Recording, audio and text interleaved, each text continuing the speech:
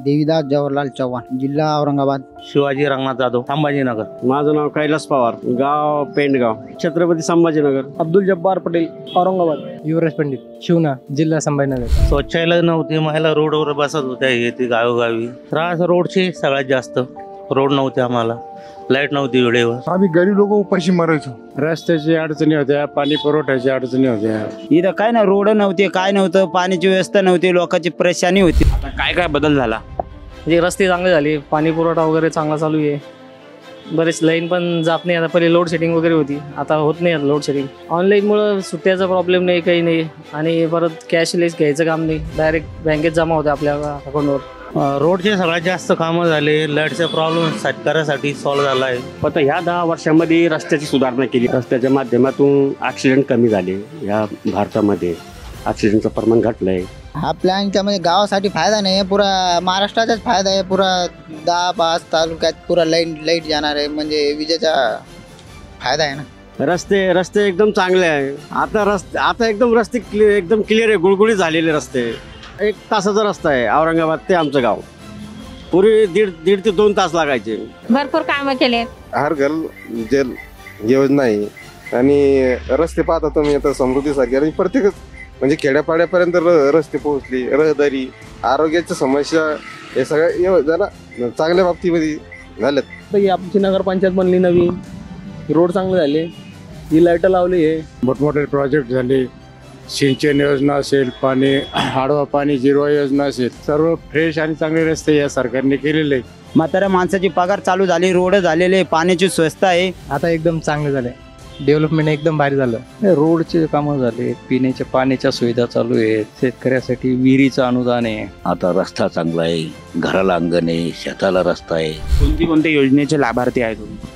आम्ही आता श्रावणबाळाचे पण आहे, अपंगचे पण आहे आणि घरकुल योजनेचे पण आहे. घरकुल मिळेमध्ये आम्हाला 2.5 लाख रुपये मिळाले आणि श्रावणबाळामध्ये पण आमच्या आईला वगैरे चालू आहे, ते पण वर्षाला. आणि पंतप्रधान योजनेचे ते पीक विमा वगैरे ते पण आहे. आज चौकून सुविधा झाली आम्हाला, राशनची, काही वर्धप काळाची, जे पैसे मिळतात आम्हाला महिन्याला 1500 रुपये. भरपूर सुविधा केलेल्या आहे. पहिले गावात शौचालय नव्हते, काहीच नव्हते. आता शौचालय, घरकुल आहेत. PM किसान योजना भेटते ना, त्याच्यानंतर उज्ज्वला गॅसच्या माध्यमातून चांगलं काम केलंय. ते राशन आम्हाला फ्रीमध्ये राशन मिळत आहे. शेतीमध्ये मला 2000 रुपये सुद्धा मिळतात किसान PM योजनेचे. शौचालय मला 18,000 रुपये भेटले. भरपूर स्कीम आलेलं आहे. घरकुल आलेलं आहे, गोठा स्कीम आलेलं आहे, शौचालय आलेलं आहे, विहिरी पण आलेलं आहे. शेतकऱ्यांच्या खात्यामध्ये डायरेक्ट पैसे पाठवतात. नमो शेतकरी मिळतो 2000. घरकुल मिळाले आम्हाला, विहीर मिळाल्या, पुन्हा पाईपलाईन मिळाली, राशन भेटतंय आम्हाला. PM विश्वकर्माच होते बरोबर. ते नगरपंचायतचे CEO मॅडम आले, त्यांच्याकडे ते घे म्हणे. पहिले 10,000 दिले, आता 20 दिले. आता याच्यानंतर 50 देणार आहे. ते काम चांगलं आहे. आता आमच्याकडे ते पोखरा योजना चालू आहे. त्या पोखरा योजनेच्या माध्यमातून शेतीसाठी ठिबक असतील, शेततळे असतील. PM किसान योजना सुद्धा चालू आहे. PM किसान योजनेचे 6,000 याचे भेटतात राज्य सरकारचे आणि 6,000 केंद्र सरकारचे भेटतात. घरकुल आलेले मस्त, हर खेड्यापाड्यात मध्ये 300-400 घरकुल आलेले. किसान योजना आहे ते 2-2 हजार रुपये उरायला ना, ते उरायली 2,000 उरायला. सुविधा आहे दवाखान्याची, 5-5 लाख मंजूर केली. आयुष्यमान, घरकुल, शौचालय, घरघर शौचालय, घरकुल पगार, विधवा बाई, श्रावणबाळ योजना, आश्रमशाळा. PM किसान योजना मिळते. काय वाटते तुम्हाला? मोदीजी सगळे गोरगरीब मध्यमवर्गीय लोकांचा विचार करताय? करताय एकदम करताय. सगळ्या गोरगरिबासाठी सर्वात चांगले. आणखीन सगळ्यात जास्त गोरगरिबांचाच फायदा होतोय त्याच्यामध्ये आणि भ्रष्टाचार पण कमी होतोय. म्हाताऱ्या माणसाची व्यवस्था चांगली झालेली आहे. गरीब लोकांचं, गाव गरिबाचं बी चांगलं व्हायला झालेलं आहे. सगळ्याचा विचार करते. सर्वसामान्य माणसाचं, सर्वसामान्य लोकांच्या हित जोपणारं हे सरकार आहे. विचार करतात, गोरगरिबाचा विचार करतात. कोणती सरकार आली पाहिजे?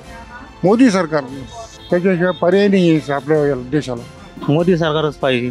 यावेळी बी तेच पंतप्रधान होतील अशी मला असं वाटतंय. मोदी सरकार आले पाहिजे ना. आता सध्या तर भाजपच आहे ना.